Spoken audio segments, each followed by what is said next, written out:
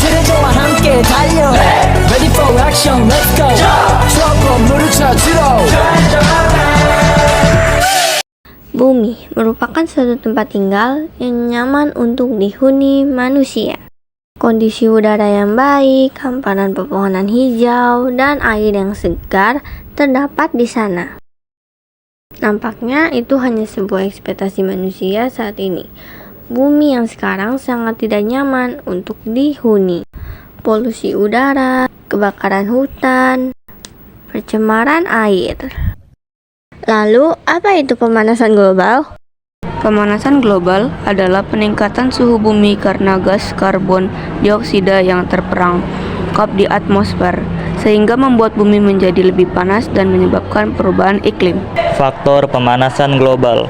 1.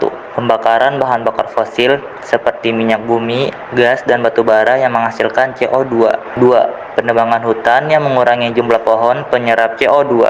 3. Industri dan pertanian yang melepaskan gas berbahaya. 4.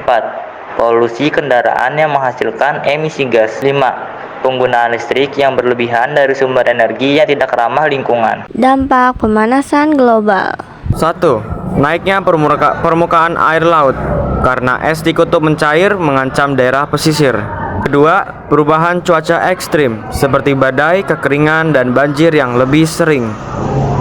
Dan yang ketiga adalah gangguan ekosistem, menyebabkan beberapa hewan dan tumbuhan terancam punah. 4. Sulitnya produksi pangan karena cuaca ekstrim dan perubahan musim yang mempengaruhi pertanian. 5. Kesehatan manusia terganggu dengan meningkatnya penyakit seperti asma, alergi, dan penyakit yang disebarkan oleh serangga seperti malaria. Cara mengurangi pemanasan global. 1. Menghemat energi seperti mematikan lampu dan alat listrik saat tidak digunakan.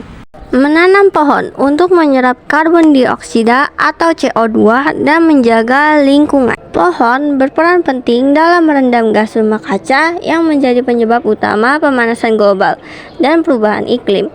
Pohon berfungsi menyimpan karbon yang menjadi sumber utama penyebab pemanasan global. Sebab Indonesian Flow Net Sign 2030 mendorong kinerja sektor kehutanan menuju target pembangunan yang sama, yaitu tercapainya tingkat emisi gas rumah kaca sebesar 140 juta ton karbon dioksida pada tahun 2030. Ketiga, mengurangi penggunaan kendaraan bermotor dengan berjalan kaki, bersepeda, atau menggunakan transportasi umum. Sebab polusi udara juga berkontribusi pada percepatan pemanasan global karena meningkatnya polutan yang tersisa di atmosfer, dan ketika terakumulasi di atmosfer, suhu bumi menjadi naik dan merangkap panas seperti selimut. Karena polusi udara berkontribusi pada pemanasan global, karena polutan yang terakumulasi di atmosfer memerangkap panas matahari dan menyebabkan suhu bumi naik. Polusi udara mengandung gas rumah kaca dan karbon dioksida yang mempercepat pemanasan global. Keempat, mengurangi sampah plastik dan mendaur ulang barang-barang. Sampah plastik merupakan produk petroleum yang berkontribusi atas pemanasan global.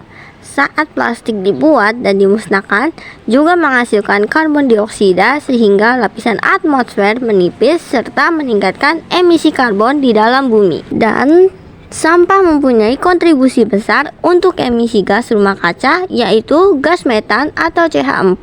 Diperkirakan 1 ton sampah padat menghasilkan 50 kg gas metana. Dengan jumlah penduduk yang terus meningkat, diperkirakan pada tahun 2020 sampah yang dihasilkan per hari sekitar 500 juta kilogram per hari atau 190.000 ton per tahun.